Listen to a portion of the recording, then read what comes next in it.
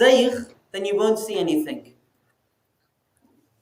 ردت بلاغتها دعوى معارضها رد الغيور يد الجاني عن الحرم.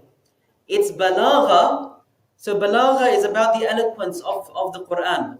Our scholars say that balagha is mutabaqatul kalam li muqtada al-hal. That's how they define it.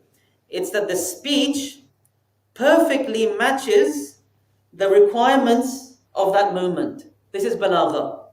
So for example, if there's a fire in the corridor, and I say, excuse me guys, it's a fire, I think we should leave. That's not eloquent.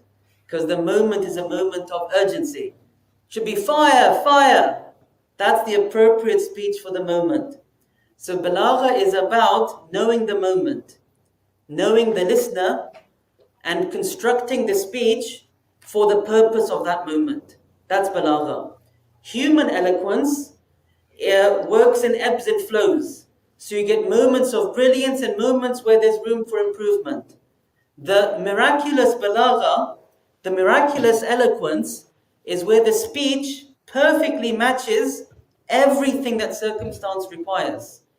That's all I will say. In every moment, in every person, in every soul, this speech is guiding that person. That's all I will say. And so its balagha defeats the claim of its opponents, and it kind of shoos them off, just like a jealous person wards off the hand of the criminal from his womenfolk. So it's poetry. It's giving you the image. So imagine there's someone outstretching his hand, and someone's walking with their wife down the high street,